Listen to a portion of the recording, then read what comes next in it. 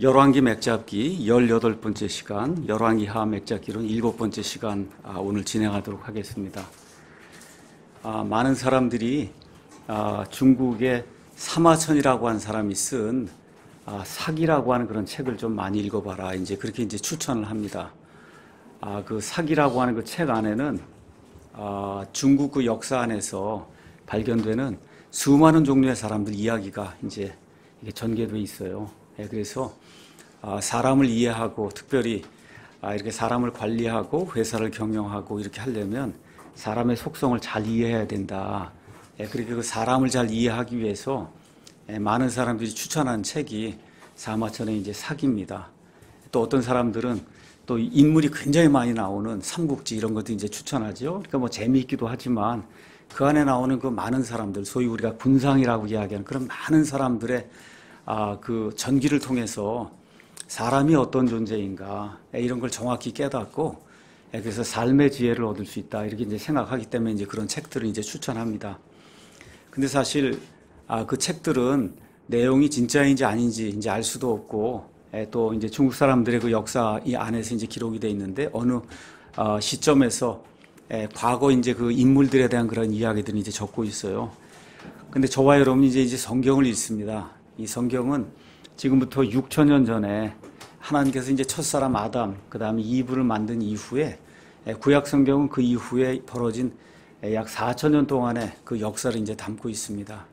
그래서 저도 뭐 사마천의 사기도 이제 읽은 적이 있고, 그 다음에 삼국지도 읽은 적이 있지만 그건 한 번 읽고 끝나는 책이고, 그래서 평생토록 이 성경을 이제 계속 읽어요. 그 읽는 가운데 우리가 이제 사무엘기 상하 또 열왕기 상하 이렇게 이제 들어가면서 말 그대로 여러 사람이 나옵니다. 이 안에 좋은 사람, 나쁜 사람, 간교한 사람, 뭐 사악한 사람, 그렇죠? 지혜로운 사람, 미련한 사람, 하여튼 여러 종류의 사람이 나와요.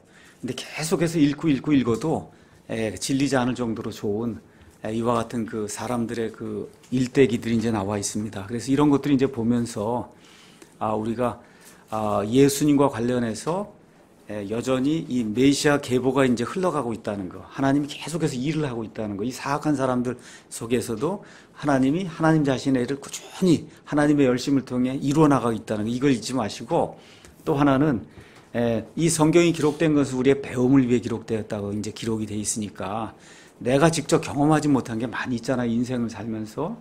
그래서 내가 경험하지 못했지만 내가 결정을 내려야 되고 내가 인생을 관리하며 나아가야 될 때 여러 가지 나한테 닥치는 그와 같은 환경이 있고 이렇게 매 순간 무언가를 결정해야 될 그런 시기가 있고 이제 있단 말이죠.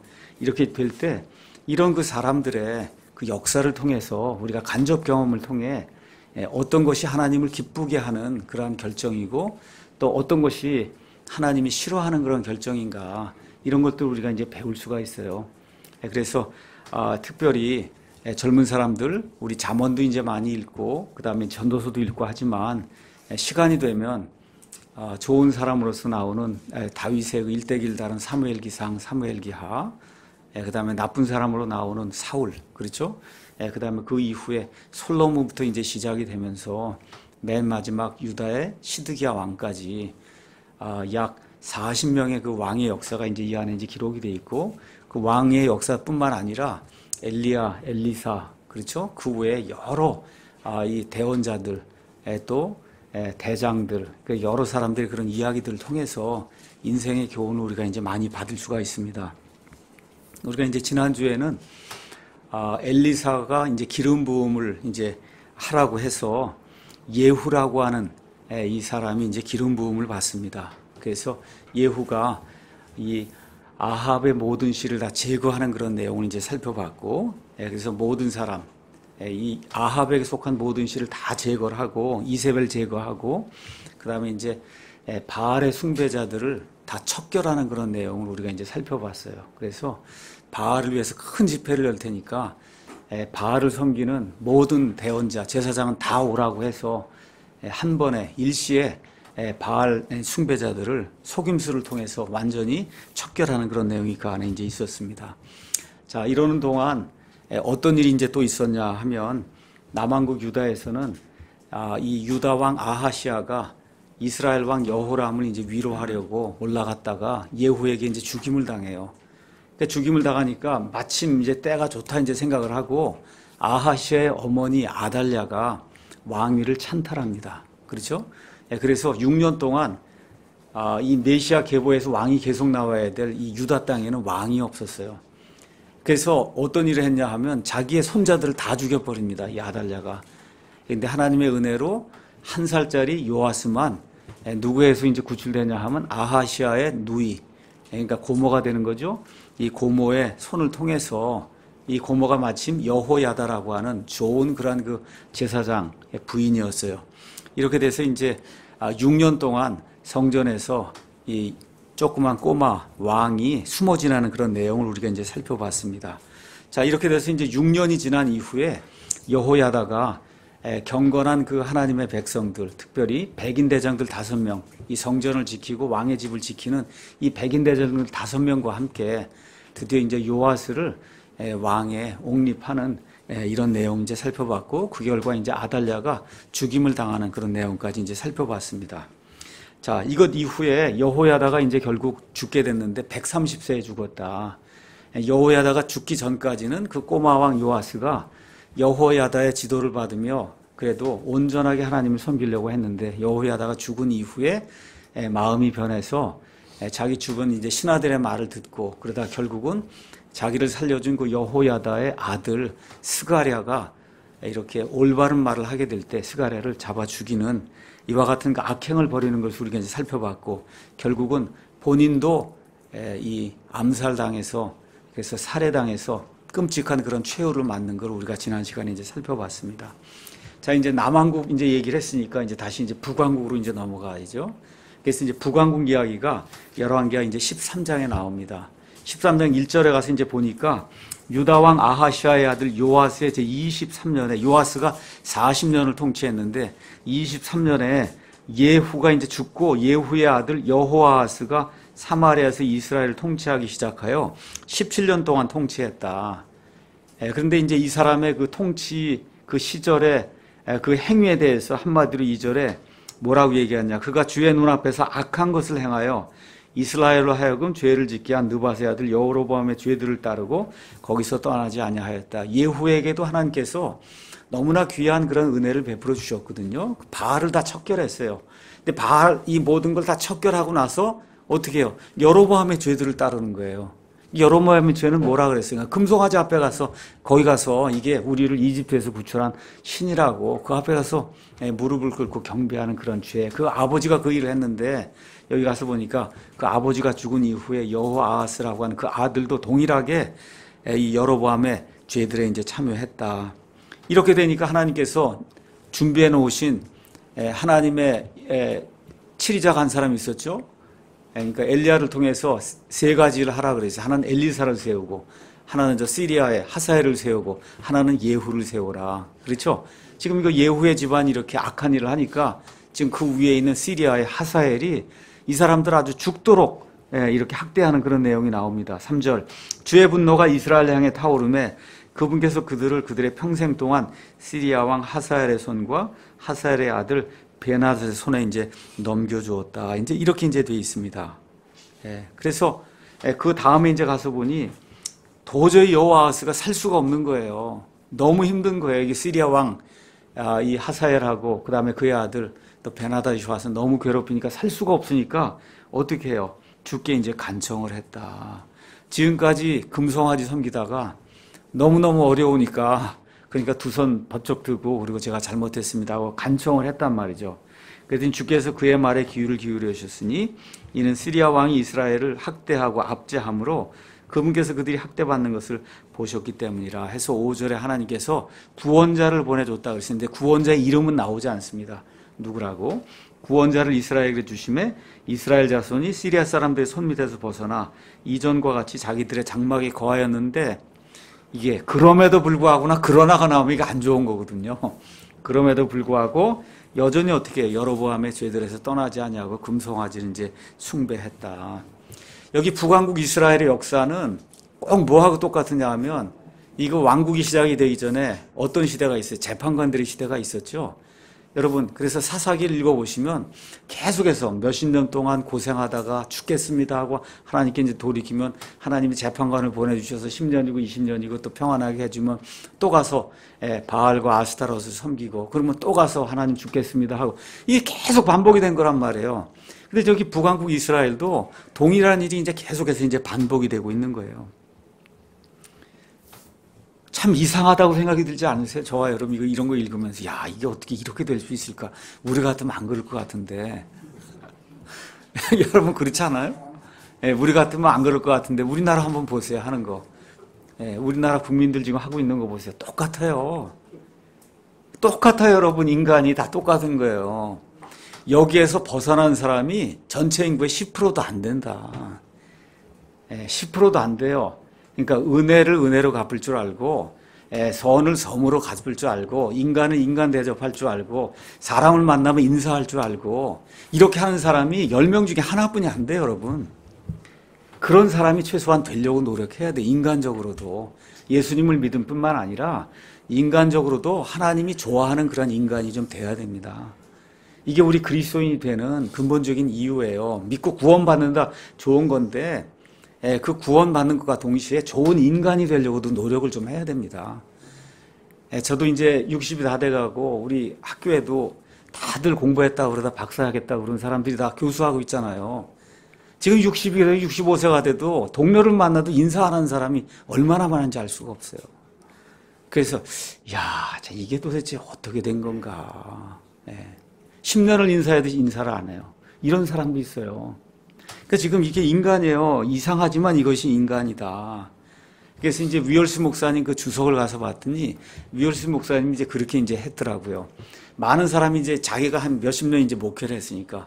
그래서 많은 사람이 이제 암에 걸리는지 병에 걸리잖아요. 그럼 목사님이 오면 신방 오면 목사님 제가 이 병에서 나면 정말 최고의 그리스도인이 되겠습니다 하고 엉엉 울고 그러면서 열심히 하겠다고 그런다는 거예요. 그러다 낫잖아요. 그럼 보면은 거의가 다 빈말이라는 거예요. 안 그런다는 거예요. 지금 여기 지금 이 사람들이 이제 여호와스가 죽게 됐으니까 간청하잖아. 하나님 앞에 여태까지 금송아지 섬기다가. 그래서 하나님이 어떻게 승리를 가져다 주시니까 하나님을 섬겨요? 또다시 금송아지 섬겨요? 또다시 금송아지 섬긴다 그렇게 돼 있잖아요. 우리 교회는 이런 일이 생기지 않도록 그렇게 좀 저와 여러분이 노력을 해야 되겠습니다. 자, 이러다 보니까 어떻게 됐냐? 여호와스가 아주 괴멸됩니다. 7절.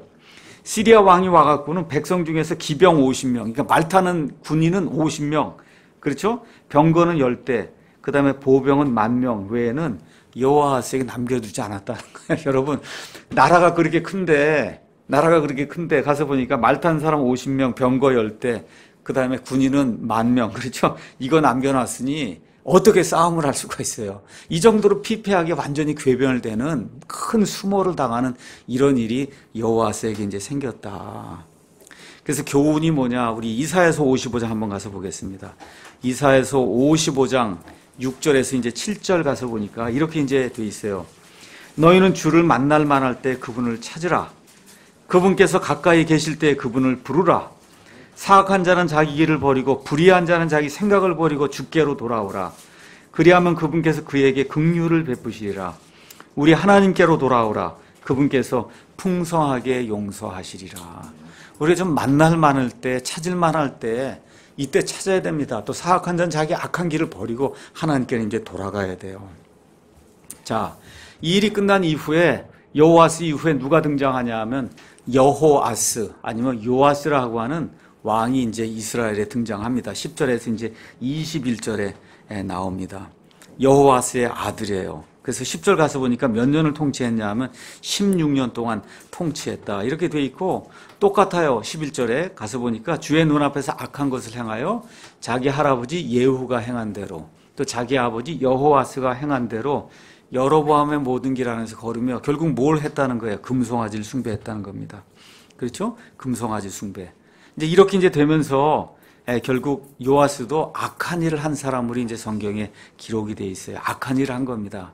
그런데 다행히 한 가지 좋은 일 한 게 14절부터 21절에 이제 나옵니다. 그래서 좋은 일 한 게 사람들에게 한번 이렇게 기억이 될 수 있는 그런 주제이기 때문에 여기 하나님께서 이 말씀을 기록하는 사람들을 통해서 요아스가 악한 자였는데 근데 한 가지 선한 일을 한 게 있다. 네, 뭐 그것 때문에 구원받았다고 보지 않아요. 그래도 선한 일을 한 게 있다. 예, 우리에게 교훈을 주기 위해서 그 내용을 이제 기록을 했습니다. 그래서 요아스는 악한 일을 했고, 그 다음에 조금 이따 이야기하겠지만, 여기 유다 왕국에 나중에 아마샤라고 하는 그런 왕이 있어요. 그 아마샤하고 둘이 전쟁을 해갖고 유다 왕국을 초토화시키는 그런 정도로 힘이 있던 그런 이제 왕이었어요. 근데 결국은 악한 일을 하고 죽임을 당하는 그런 내용이 이제 성경에 기록이 되어 있습니다. 자, 14절에 가서 보니까 엘리사가 이제 나옵니다. 여러분, 엘리사가 언제 마지막으로 나왔냐 하면 9장에 엘리사가 대언자들의 아들들 중에서 청년 하나를 보내죠. 어디로 보내요? 저기 라못 길르앗으로 보내서 누구에게 기름을 부으라 그래? 예후에게 기름을 부어라. 이렇게 해서 엘리사가 이제 죽은 줄 알았는데 아직까지 살아 있는 거예요. 근데 지금 어떻게 됐어요? 죽을 병에 걸려 있다. 지금 그렇게 이야기하고 있는 겁니다. 그렇죠? 14절에 엘리사가 이제 죽을 병에 걸려서 죽기 바로 직전에 이스라엘 왕 요아스가 그에게 내려가 그의 얼굴에 눈물을 흘리며 이르되, 오 내 아버지여, 내 아버지여, 이스라엘의 병거와 그것의 기병들이여. 이렇게 이제 부르는 내용이 있어요. 여러분 요거 그대로 두시고 열왕기하 2장으로 한번 가서 한번 볼까요? 열왕기하 2장 12절 가서 보면 엘리야가 승천할 때 엘리사가 했던 말 한번 보도록 하겠습니다. 12절. 엘리야가 승천할 때 엘리사가 한 말입니다. 12절. 엘리사가 그것을 보고 승천하는 것을 보고 외치되, 내 아버지여, 내 아버지여, 이스라엘의 병거와 그것의 기병들이여. 지금 이렇게 하면서 엘리야를 칭송하는 그런 내용이 나와 있죠. 그렇죠? 예, 그러니까 지금 여기 나와 있는 이 말은, 그러니까 높은 사람, 훌륭한 사람, 자기에게 큰 영향을 끼쳤던 그런 사람의 은혜를 이제 기억하면서 하는 말이에요. 그러니까 지금 요아스가 악한 왕이었음에도 불구하고 지금까지 엘리사를 통해서 하나님께서 부어주신 은혜가 크다고 하는 그런 사실을 어느 정도 인정을 하고는, 그리고 엘리사에게 동일한 말을 하고 있는 거예요. 내 아버지여, 내 아버지여, 이스라엘의 병거와 그것의 기병들이여. 이건 무슨 이야기를 하는 거냐. 이스라엘의 병거가 많이 있고 기병들이 많이 있지만 실질적으로 하나님의 도움은 하나님의 사람 대언자를 통해서 임한다. 수많은 병거가 있어도 하나님의 대언자가 더 강력하다는 걸 이런 식으로 표현한 거예요. 그래서 지금 요아스가 엘리사가 죽기 전에 엘리사가 했던 그런 일을 기념하고 칭송하는 그런 선한 일을 했다는 그런 내용이 이제 이 안에 기록이 되어 있는 겁니다. 자, 엘리사는 여전히 살아있지만 이제 죽을 병에 걸려 있는 이런 상태예요. 이런 가운데도 지금 마지막으로 국가를 위해서, 이 왕을 위해서 선한 일을 베푸는 것이 이 안에 이제 기록이 되어 있습니다. 누워 있어요. 그래서 돌아다니면서 하나님의 말씀을 전달하지 못합니다. 그럼에도 불구하고 죽을 때 지금 임종하는 그 시점에도 나라를 위해서, 또 이 왕을 위해서 하나님의 말씀을 대언하는 그런 역할을 하는 게 이 안에 기록이 되어 있어요. 저와 여러분이 인생을 사는 가운데 직장에서 이제 은퇴를 합니다. 그 직장에서 은퇴하는 거고, 하나님 섬기는 일에는 은퇴가 없어요. 여기 가서 보세요. 죽는 그 순간에까지 하나님의 일을 하잖아요. 그렇죠? 이런 것들 기억하시고, 특별히 국가를 위해서는 죽기까지, 저와 여러분이 죽는 순간에까지 국가를 위해서 기도해야 돼. 이 국가를 위해서 기도하는 거잖아요. 그렇죠? 근데 여기만 그렇지 않아요. 우리가 한번 사무엘기상 한번 가서 보겠습니다. 사무엘기상 12장 가서 보면 이제 사울이 왕이 되고, 이게 왕이 된 이후에는 이제 재판관 시대가 이제 끝이 난 거예요. 그러니까 마지막 재판관이 누구냐면 사무엘이거든요. 그러니까 사무엘이 모든 게 이제 다 끝난 거예요. 이제 사울이 왕이 돼서 나라를 통치하니까. 이런 상황 속에서도 12장 23절 거기 가서 보니까 사무엘이 뭐라고 이야기하냐. 나로 말하건대 너희를 위하여 기도하기를 쉬므로 내가 결탄코 주께 죄를 짓지 아니하고 선하고 바른 길을 너희에게 가르칠 터인즉 주께서 너희를 위하여 얼마나 큰 일들을 행하셨는지 깊이 생각하여 오직 그분을 두려워하며 너희 마음을 다해 진리 안에서 그분을 섬기라. 이렇게 지금 권면하는 거예요. 죽을 때까지 사무엘도 국가와, 그렇죠, 왕과 백성을 위해서 기도하는 일을 쉬지 않았다. 저와 여러분이 그리스도인으로 하나님께 이제 부름을 받았으면, 그러면 죽는 순간에, 임종하는 순간까지도 국가와 민족과 이 안에 있는 백성과 그 다음에 그리스도인 성도들 위해서 저와 여러분 기도하는 것을 쉬지 않아야 됩니다. 자, 이제 이렇게 될 때 15절 가서 보니까 엘리사가 죽기 전에 이 요아스에게 두 가지를 행하라 그럽니다. 하나는 활과 화살들을 가져와라. 그게 갖고 왔어요. 그랬더니 어떻게 동쪽 창을 열고 화살을 쏘라고 이제 이야기했어요. 쏘니까 뭐라고 얘기해요? 17절에 이것은 주의 구출의 화살 곧 시리아로부터 구출받게 하는 화살이니 왕이 아벡에서 시리아 사람들을 치되 그들이 소멸될 때까지 치리이다 해서 시리아 사람들로부터 구출받는 것을 이제 요아스에게 이제 이야기해주고, 두 번째는 이제 화살을 여러 개 갖고 왔으니까 하나 쏘고 나서 나머지 화살들 가지고 뭐라 그래? 땅을 치라고 얘기했단 말이에요. 그래도 요아스가 몇 번을 쳐요? 3번만 치니까 엘리사가 화가 난 거예요. 그렇죠? 그래서 뭐라 그래요? 왕이 적어도 5번을 쳤어야 된다. 이게 무슨 얘기야? 이게 치라고 이야기할 때는 내가 하나님의 대언자로서 하나님의 지금 조금 아까 얘기까지 다 해줬잖아요. 이거 뭐야? 화살을 이렇게 쏘게 되니까 어떻게 됐어요? 이게 이 시리아 사람들로 구출받는다고 지금 얘기까지 다 해줬잖아요. 그럼 내려치라고 지금 이야기할 때 역시 지금 그런 방식으로 지금 일을 하려고 하는데 믿음이 별로 많지 않으니까 3번을 내리쳤단 말이에요. 그랬더니 엘리사가 5번을 내리쳤어야 되는데 왕이 3번만 내리쳤으니까 시리아 사람들한테 3번만 이길 거다. 그렇죠? 이와 같은 그 대언의 말을 주고, 그리고 이제 엘리사가 이제 죽게 됩니다. 근데 엘리사는 죽어서도 기적을 해요.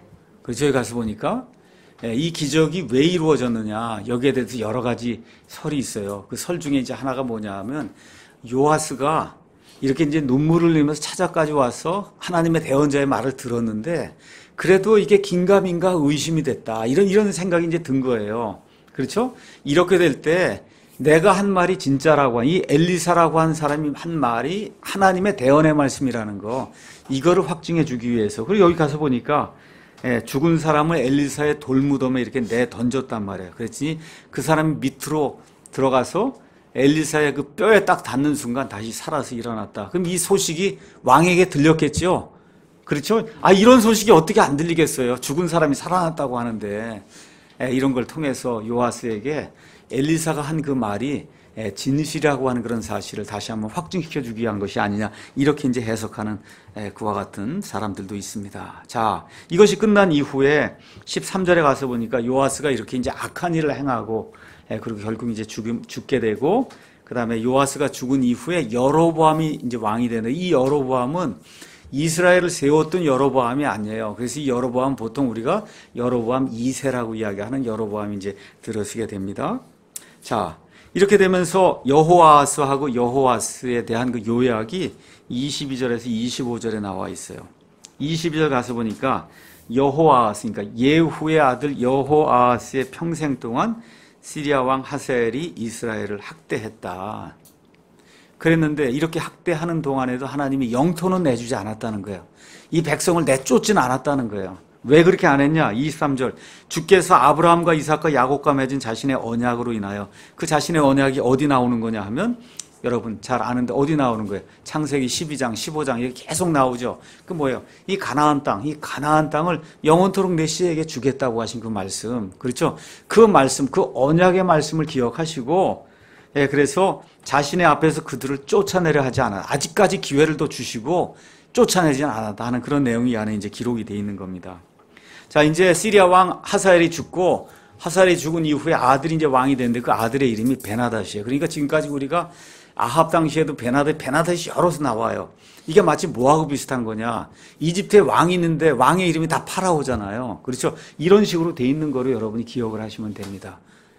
이렇게. 자, 이렇게 돼서 베나닷이 그를 대신하여 통치할 때 여호아스의 아들 여호아스가 하사엘의 아들 베나닷의 손에서 도시들을 빼앗았는데, 이게 언제 빼앗긴 건 자기 아버지 시대 빼앗긴 거예요. 이걸 빼앗았단 말이에요. 그러고선 엘리사의 그 대언의 말씀을 이루기 위해서 요아스가 그를 3번 치고, 3번 친다 그랬잖아요. 그렇죠? 그리고 이스라엘의 도시들을 회복했다 하는 내용이 이제 이 안에 기록이 되어 있습니다. 자, 이제 북왕국 이야기를 했으니까 이제 어디로 와야 되냐? 남왕국으로 이제 내려와야 됩니다. 남왕국에는 요아스의 뒤를 이어서 아마샤라고 하는 사람이 이제 왕이 됩니다. 요아스가 배은망덕한 그러한 짓을 행하고 결국은 암살을 당했단 말이에요. 그렇죠? 이렇게 돼서 그의 아들 아마샤가 이제 왕이 됩니다. 이거 요아스 그러면 그냥 꼬마 왕을 생각하시면 됩니다. 꼬마 왕. 그렇죠? 그래서 40년 동안 이제 통치하고 이제 살해를 당합니다. 자, 그래서 아마샤가 왕이 돼서 14장 2절에 가서 보니까 그가 얼마 동안 29년 통치했으면 굉장히 많이 한 거예요. 근데 이 사람도 용두삼입니다. 아버지하고 거의 비슷해요. 요아스도 그 여호야다 대제사장이 사는 동안에는 열심히 주를 섬겼어요. 여호야다가 죽은 이후에 어떻게 돼요? 그 사람들 말에 넘어가서 그래서 하나님을 떠나고 결국은 암살당하는 그런 악한 일이 발생하잖아요. 여기 지금 아마샤가 시작이 굉장히 좋습니다. 근데 그 끝이 아버지하고 똑같아요. 또 암살당해요. 그렇지? 그러니까 이런 것들 우리가 좀 이렇게 좀 봐야 될 필요가 있는 거예요. 자, 왕국이 이제 굳게 이제 서게 되니까 어떤 일 먼저 시작했냐? 5절에 자기 아버지를 잡아 죽인 사람들을 죽였다. 왕국이 자기 손에서 확고하게 이제 서니까, 이제 왕권이 확고하게 서니까 원수를 갚은 거예요. 자기 아버지 원수를. 그렇죠? 근데 아버지 원수를 갚으면서 어떤 일을 했냐 하면 모세의 율법에 따라 연좌제를 적용하지 않았다는 거예요. 그러니까 죽인 사람만 죽이고, 그렇죠? 그 죽인 사람의 아들들은 죽이지 않았다. 거기에 이 모세 율법에 이제 기록이 되어 있다. 그래서 그 말씀대로 그 일을 했다. 그러니까 처음에는 하나님의 말씀도 많이 읽고, 그러니까 다 아니까 이렇게 한 거 아니겠어요? 그렇죠? 읽고 선한 일을 하려고 굉장히 많이 노력을 했습니다. 자, 이렇게 이제 되면서 7절에 그가 소금 골짜기는 사해 근처에 있는 그런 골짜기예요. 사해 그쪽이 이제 소금이 많으니까 그쪽에 오른쪽으로 넘어간 에돔이 있단 말이야. 그래서 그 에돔 사람들을 쳐서 이렇게 돼서 몇 명을 죽이냐, 10,000명을 죽이고, 에돔에서 여러 가지 것들이 이제 탈취하는 그런 내용이 나오는데, 요거 내용과 함께 우리가 역대기하 25장을 같이 읽으셔야 그래야 이제 이 내용을 이제 이해할 수가 있습니다. 자, 제가 지난번에 이제 말씀드린 대로 유다의 좋은 왕이 이제 아사가 있었습니다. 근데 아사 이후에 여호사밧이 있었어요. 근데 여호사밧 이후에 아들이 등장해요. 그 아들의 이름이 여호람이에요. 근데 여호람이 자기 그 동생들 다 죽여버렸다. 자, 형제들 다 죽였다고 얘기했죠. 그리고 창자에 병이 나가서 결국 이제 죽임을 당한, 이렇게 되는 일을 시작할 때 어떤 일이 생겼어요? 주변에 다윗이라든지 여러 사람들이 그 전의 왕들이 에돔도 이제 굴복시키고 모압도 굴복시키고 그렇게 해서 다 이렇게 확보해 놨는데 드디어 그 여호람 시대에 누가 배반하기 시작했는? 에돔이 배반하기 시작했다. 그 내용이 열왕기하 8장 20에서 22절에 나온단 말이에요.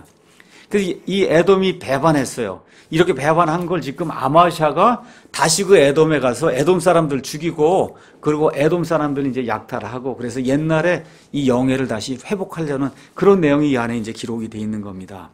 자, 그런데 여기에는 단순하게 그냥 10,000명만 이렇게 죽였다 이렇게 돼 있고, 자세한 내용은 역대기하 25장 1절에서부터 26장 2절에 나와 있어요. 그래서 역대기하 25장은 전체가 다 이 아마샤에 대한 그런 내용입니다. 자, 그래서 아마샤가 이제 하나님의 은혜를 입어서 좋은 왕으로 이제 서기 시작했어요. 그래서 이제 에돔을 정벌하려고 인구조사를 합니다. 인구조사를 했더니 25장 5절에 가서 보니까 유다 지방의 병사로 쓸 수 있는 사람이 30만 명이 됐다는 거예요. 근데 가만히 생각해보면 30만 명 갖고는 안 될 것 같아요. 그래서 어떻게 했냐 하면 100달란트를 주고 저 이스라엘에서 용병 10만 명을 고용을 한 거예요. 10만 명을 이렇게 고용을 했단 말이에요. 그랬더니 하나님의 사람이 나와서 이 아마샤를 책망을 합니다.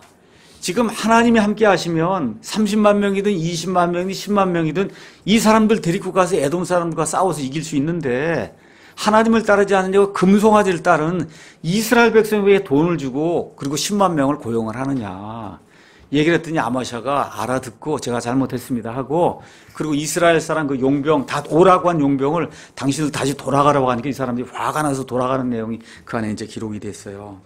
자, 그래서 이 100달란트 대신에 하나님이 더 큰 걸, 좋은 걸 주실 것이다. 자, 이렇게 해서 에돔을 이제 정벌하러 이제 나가서 여기 나와 있는 대로 에돔을 정벌합니다. 이래서 10,000명을 죽이고 그리고 많은 것들이 이제 탈취해 갖고 이제 돌아와요. 그런데 14절 역대기하 25장 14절 갔으면 또 이상한 일이 생기기 시작한 거예요.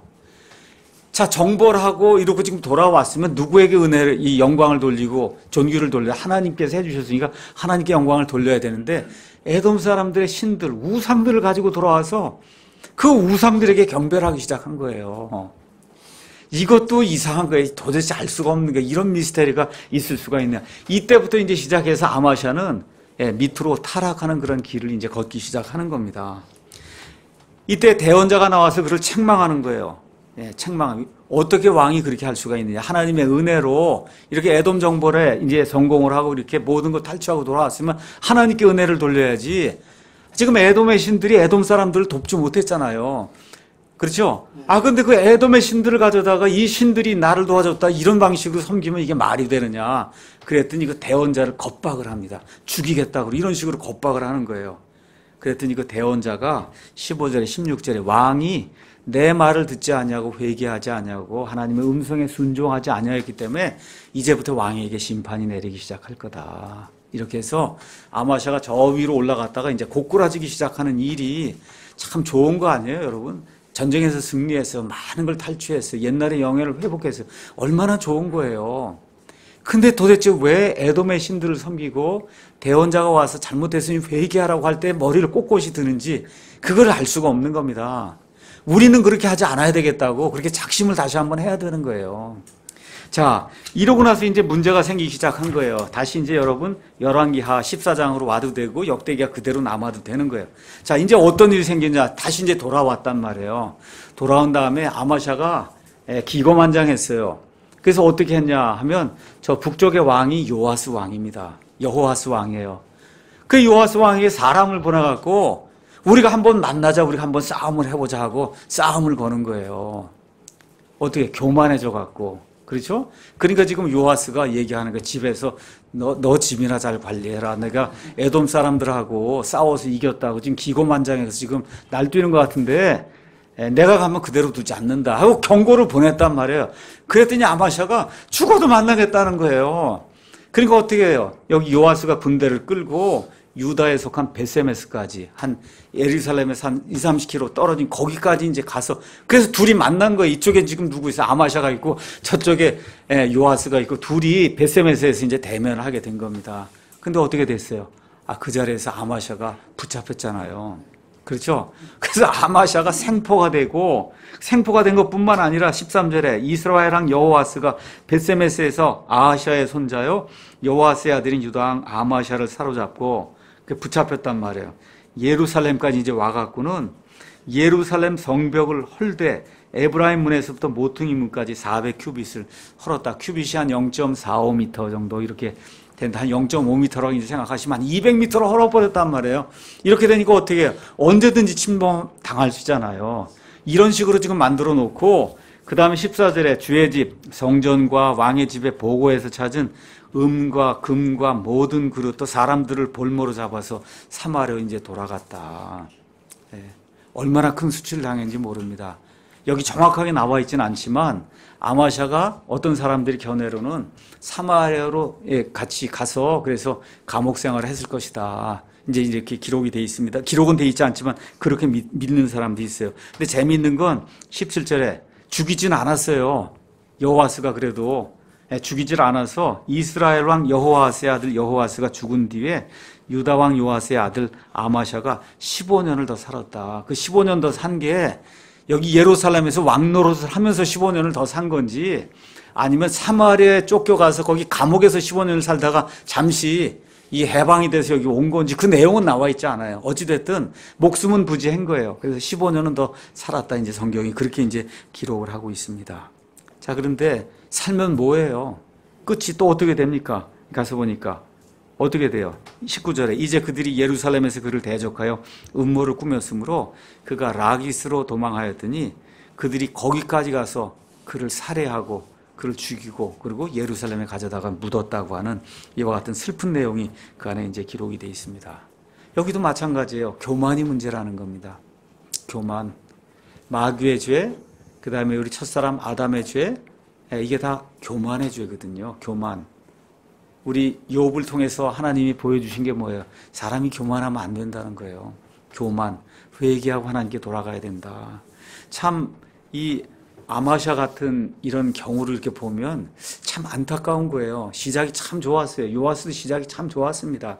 근데 이렇게 올라가다가 용두사미가 되는 거, 저도 마찬가지고 여러분도 마찬가지고 우리 사랑 침례교회도 마찬가지고 이게 점점점 이렇게 올라가다가 이게 끝에 가서 이렇게 했더니 나중에 바알을 섬겼다.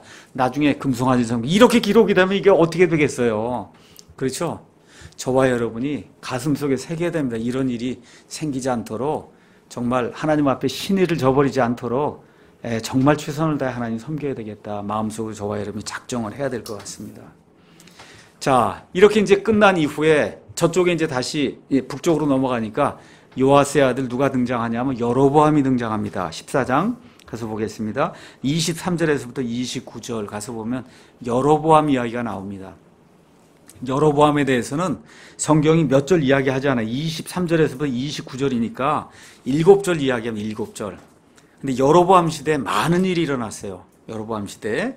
그래서 23절 가서 보니까 유다왕 요아스의 아들 아마샤의 제15년에 이스라엘 왕 요아스의 아들 여로보암이 사마리아에서 통치하기 시작하여 자그만치 41년을 통치했다 그랬어요. 그러니까 이스라엘에 한 19명의 왕이 있었는데 그 왕 중에 가장 심지어 다윗 솔로몬도 40년 분이 못했는데 41년을 통치했다고 지금 성경이 기록하고 있어요. 근데 또 뭐라 그래요? 24절 그가 주의 눈앞에서 악한 것을 행하여 나오면서 어떻게 해요? 여로보암의 죄들에서 걸었다. 그건 뭐예요? 이 사람도 금송아지한테 가서 절했다는 거예요, 여러분. 여러분, 이 얼마나 웃기는 일이에요. 이거 금송아지 이렇게 해고 그 앞에 가서 절을 한다니. 그러면서 뭐라 그래요? 이 금송아지가 우리를 이집트에서 구출해낸 하나님이라고 지금 그러고 있으니 이게 얼마나 처참한 그런 일인가 한번 저와 여러분이 생각을 해봐야 됩니다. 다시 말씀드려 여로보암이라고 한 이 사람, 이 시대에 이스라엘 백성에게 엄청난 부가 임했어요. 풍요함이 임했어요. 그 사람이 살기가 엄청나게 좋았어요. 여로보암 시대에.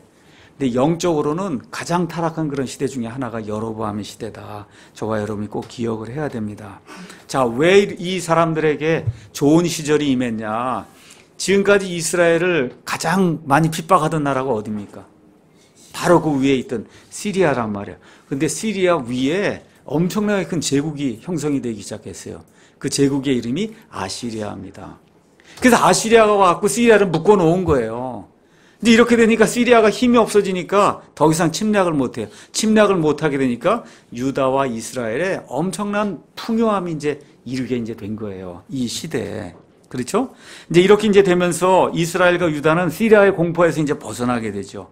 그 결과 25절에 가서 보니까 이 당시에 유명한 대언자가 있었어요. 그 대언자 중에 한 사람이 요나입니다. 요나가 아미떼 아들. 그래서 주 이스라엘 하나님께서 자신의 종 가드헤벨 사람 아미떼 아들 대언자 요나의 손을 하신 말씀대로 그가 하맛의 입구에서부터, 하맛은 시리아 있는 고기 맨 위에 닿는 그 부분이에요. 이스라엘 맨 북쪽입니다. 거기에서부터 평야의 바다까지 이스라엘의 지경을 이제 회복을 했다. 왜냐하면 시리아가 이제 힘을 잃고 약하게 됐기 때문에. 자, 이렇게 이제 되면서 그런 면에서 이제 영토가 솔로몬 시대의 그러한 그 넓은 영토까지 이렇게 확장이 되는 그런 내용이 그 안에 기록이 되어 있습니다.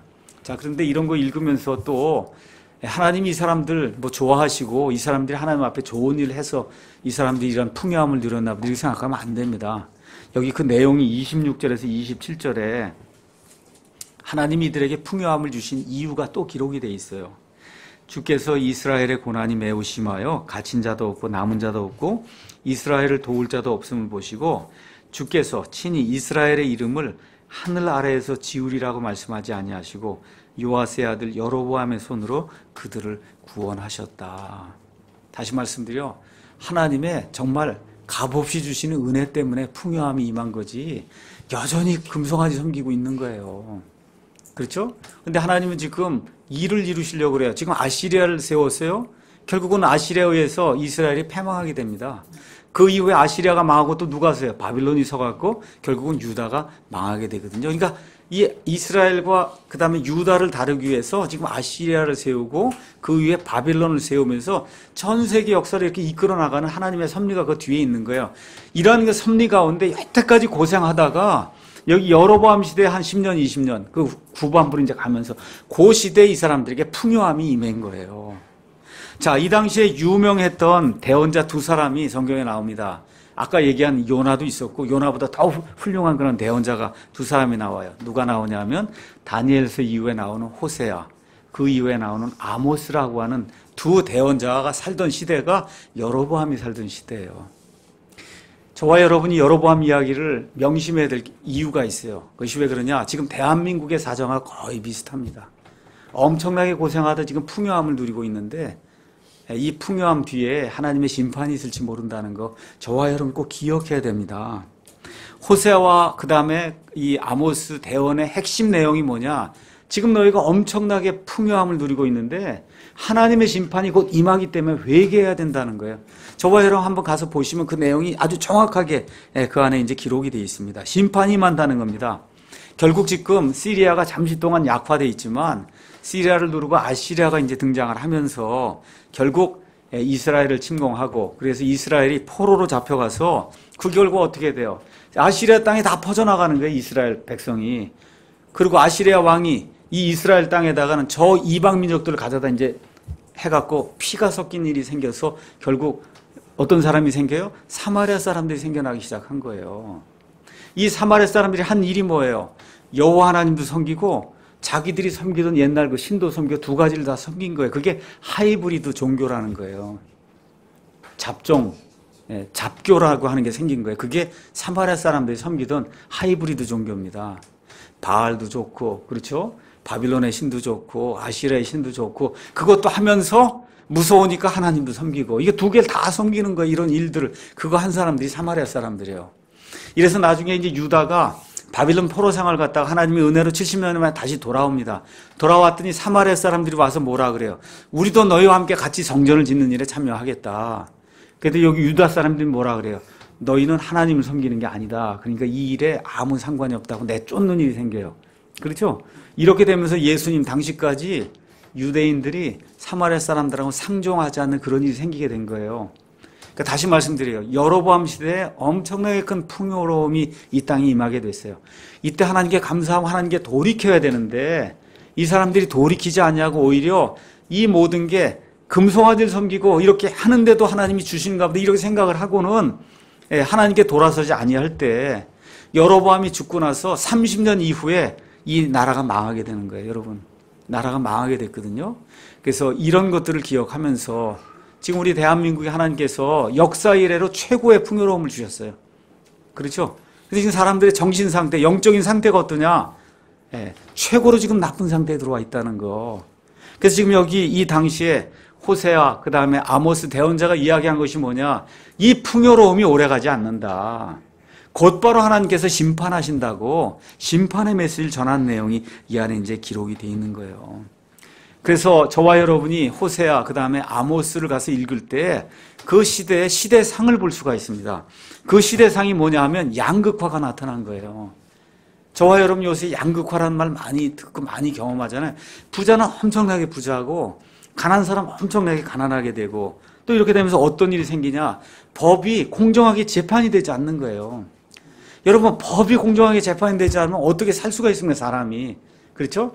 법이 강한 자, 권력을 가진 자의 편에 서서 모든 걸 그와 같은 방식으로 이 정권의 편을 들고 이런 방식으로 하면서 사람의 인권을 유린하는 그런 일이 이제 생기게 된 거예요. 이러면서 이 사람들은 여전히 어떤 일이에요? 금송아지를 섬기고 자기들만의 우상 종교를 섬기는 그와 같은 일이 성경에 기록이 되어 있습니다. 아모스 2장 6절에서 8절, 4장 1절에서 5절, 그 다음에 아모스 6장 1절에서 7절, 호세아 12장 8절 이런 데 가서 보시면 가난한 사람들이 그 당시에 얼마나 극심하게 가난해서 고난을 당했는가 하는 내용이 그 안에 기록이 되어 있습니다. 그랬더니 이 풍요로움이 이렇게 계속 이렇게 진행이 되는 것 같으니까 어떤 일이 생겼냐? 이게 다 하나님의 은혜다 이렇게 생각을 하고는 그리고 주의 날이 더 풍성하게 우리에게 임하면 좋겠다 이런 얘기를 하는 거예요. 지금이 주의 날, 이게 하나님이 다스리는 이런 날인데 이 날이 더 풍성하게 임하면 좋겠다. 그게 아모스 5장 18에서 27절에 나와 있어요. 그래서 아모스가 뭐라 그래요? 주의 날은 심판하는 날이고 징계하는 날이지 너희들 이렇게 우상 숭배하는 데서 잘 살라고 하는 날이 아니다. 그 내용이 아모스에 이제 기록이 되어 있습니다. 자, 우리 한번 아모스 8장을 한번 가서 보겠습니다. 아모스 이제 8장에 가서 보니까 이렇게 육신적인 또 아니면 물질적인 이런 풍요함이 임하면서 우상숭배를 계속 할 때 나타나는 현상이 8장 11절에서 13절에 나와 있습니다. 주 하나님이 말하노라 보라 날들이 이르리니 내가 그 땅에 기근을 보내리라. 그것은 빵으로 인한 기근도 아니요, 물로 인한 갈증도 엄청나게 많아요. 빵이, 물도 많습니다. 그렇죠? 이런 것 때문에 생기는 갈증이나 기근이 아니다. 오직 주의 말씀들을 듣는 것에 대한 기갈이니라. 그들이 바다에서 바다까지 북쪽에서 동쪽까지 떠돌아다니며 주의 말씀을 구하려고 이리저리 다름질하여도 그것을 얻지 못하리니 그날에 아름다운 처녀들과 청년들이 갈증으로 인하여 기진하리라. 지금 우리나라의 상황이 이런 상황이라고 저와 여러분이 판단해야 그게 맞는 판단이라고 믿습니다. 말씀이 고갈되어 있어요. 기근에 왔어요. 말씀의 기근. 먹고 사는 거 여기 있는 것처럼 마시는 거 아주 한국 사람들이 제일 최고, 뭐 옷도 넥타이도 하여튼 뭐 제일 최고 좋은 것만 한국 사람들이 다 하고 있어요. 차도 일본 사람들에 비하면 차도 2배 되는 거, 집도 2배 되는 거 다 이렇게 살면서 풍요로움을 만끽하고 있어요.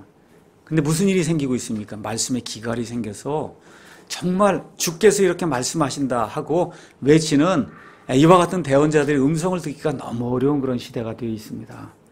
우리 성경대로 믿겠다고 하는 우리 성도들이 이런 상황을 인식을 하고 이게 주의 날이 아니다.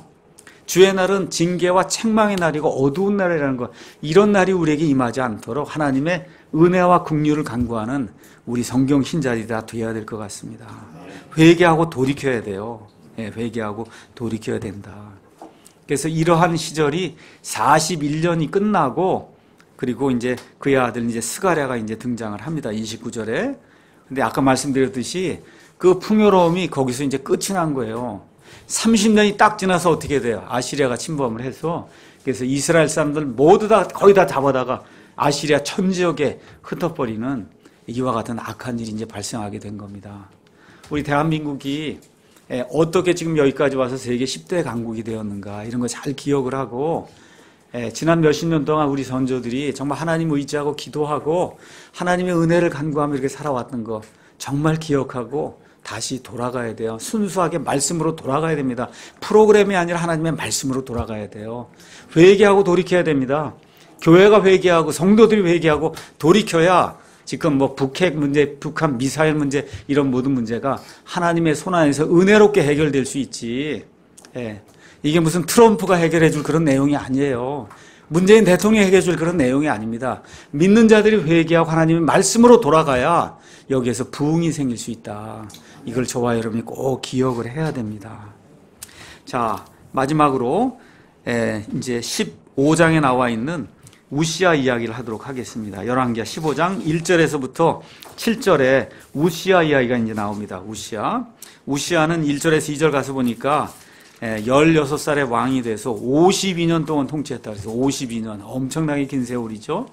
므낫세도 비슷한 이제 이 통치를 했는데 비슷한 기간 동안 이 우시아의 이야기는 여기에는 지금 가서 보니까 7절뿐이 기록이 안 돼 있어요. 근데 역대기 하에는 26장 1절에서 23절까지 자그마치 23절이 우시아에 대한 그런 기록으로 이제 남아 있습니다.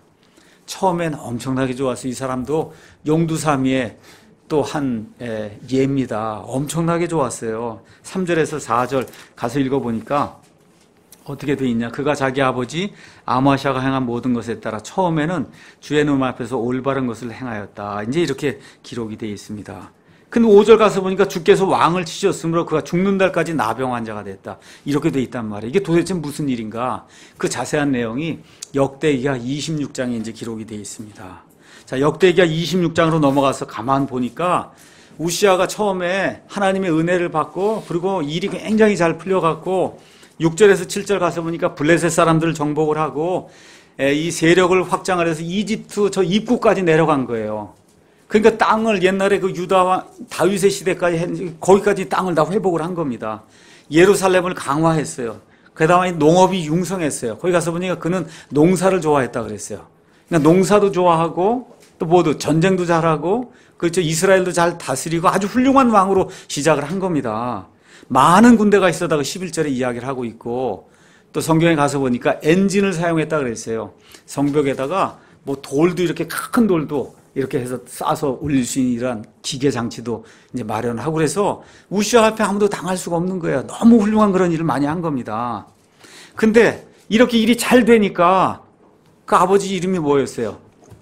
아마샤하고 똑같이 그 할아버지 이름이 뭐였어요? 요아스라 한 말이에요. 똑같은 전철을 밟는 거예요.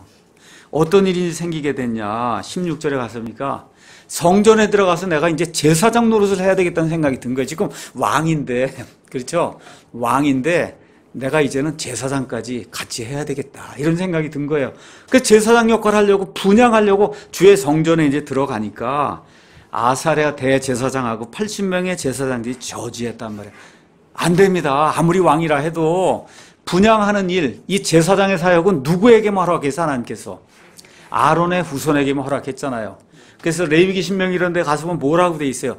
다른 사람이 분양하러 이렇게 해서 제사장 역할을 하려고 들어오면 어떻게 죽이라 그랬잖아요. 그러니까 이거 왕은 죽일 수가 없고 그러니까 저지했단 말이에요. 그랬더니 왕이 그때 알아듣고 돌아서야 되는데 화를 낸 거예요. 내가 왕인데 이것 좀 못하겠냐 하고 화를 낸 거예요. 이렇게 될 때 하나님이 그를 내려치니까 그의 이마에 나병이 솟았다고 이제 성경이 기록이 돼 있고, 지금 하나님의 집에서 나병이 솟았으니까 대제사장하고 제사장들이 그냥 둘 수가 없으니까 내쫓았단 말이에요. 그러니까 왕노릇도 하지 못하게 되고, 그래서 그 다음에 가서 성경이 뭐라 외딴 데 거하면서 사람들하고 교제도 못하고 그냥 밥만 먹으면서 왕을 하긴 했는데 51년인가 어떻게 해서 나병 환자를 저 외딴 곳에 가서 왕 노릇을 하는 게 왕은 못 하잖아요. 그러니까 어떻게 돼요? 그의 아들 누구예요? 요담이, 그렇죠? 공동 왕이 돼서 아버지가 살아 있으니까 자기 혼자만 왕을 할 수 없잖아요. 그러니까 아버지가 살아 있는 동안에 공동 왕으로서 나라를 다스 이것까지 다 포함해서 51년인가 이제 통치를 하게 된 거예요. 그런데 맨 마지막에 또 안 좋아요. 또 안 좋아요. 그 할아버지하고 그 다음에 아버지는 암살당했죠. 이 사람이 죽었어요. 죽었으면 왕이니까 어디에 들어가야 돼요? 왕의 무덤에 들어가야 되는데 왕의 무덤에 들어가지 않고 어떻게 했어요? 거기 가서 보니까 어떻게 돼 있어요? 매장지에 그냥 이런 그냥 매장지에다 가져다가 왕들의 이런 매장지라고 그러니 거기다 가져다 이제 버렸다. 이제 이렇게 기록이 돼 있어요. 그 이유가 뭐냐? 그는 나병 환자이기 때문이다. 그러니까 죽을 때까지 나병 환자라는 이런 타이틀을 가지고 왕의 무덤에도 들어가지 못하는 그와 같은 불행을 이제 겪게 됐다. 그래서 여기에서 우리가 이제 배워야 될 그 교훈은 뭐냐 하면 내 것이 아닌 것은 탐내지 말아야 된다는 거예요. 목사를 해서는 안 되거나 할 저희가 아닌데 자꾸 목사 꿈을 꾸거나, 알겠죠? 이거 하면 안 된다는 거예요. 이게 교회 안에 그런 사례를 굉장히 많이 봅니다. 이게 보니까 저 사람의 그 일이 아니야. 아무리 봐도 이 일 섬기거나 하는 일이. 근데 꼭 그걸 하고 싶다 그런다고. 그렇게 되면 어떻게 이게 패망이 생기는 거예요. 하나님이 각자에게 주신 그런 역량과 이 탤런트가 있어요. 우리 마태복음에 가서 보니까 탤런트 이야기가 나오잖아요. 달란트 이야기. 그렇죠? 그 이야기가 나올 때 어때요? 많이 받은 사람이나 적게 받은 사람이나 자기에게 주어진 대로 최선을 다하면 예수님이 똑같이 칭찬해 주시잖아요. 그러니까 남에게 속한 거를 내 걸로 찬탈하려고 하는 그런 일을 하지 말라. 저도 마찬가지고 제 아내도 마찬가지고 여러분도 마찬가지고 오늘 배운 그런 모든 내용이 뭐냐? 사람이 자기를 좀 성찰할 줄 알아야 된다. 이건 말이 안 되는 거 아닙니까? 어떻게 제사장, 내가 왕이라고 해서 분양하겠다고 어떻게 제사장 노릇을 하겠다고 거기를 감히 들어가요? 이거는 구약 성경의 율법이 아니라고 이야기하는 거지. 명백하게 누구만 들어갈 수 있다 그래요? 아론의 후손만 들어갈 수 있다 그렇게 이야기하는 거를 내가 왕이니까 또 지금까지 엄청난 업적을 쌓았으니까 그래서 이거 분양도 못하냐 하고 하나님의 일을 이렇게 업신여기게 될 때 이게 악한 이란 불행한 그런 일이 생겼다는 거 저와 여러분이 기억을 하면 좋을 것 같습니다. 오늘 몇 사람의 그 일들을 이제 살펴봤습니다. 교만하면 안 된다는 거, 그렇죠? 용두사미가 되면 안 된다는 거, 자기 자신을 돌아볼 줄 알아야 된다는 거, 남에게 인사도 잘하고 좀 상냥하게 대하고 정말 인간적인 그런 측면에서도 사람들에게 좋은 인상을 풍기는 정말 인간적으로 좋은 그런 사람이 돼야 된다는 것, 이런 것들을 이 말씀을 통해서 저와 여러분이 같이 깨닫고 우리 삶에 적용하면 좋을 것 같습니다.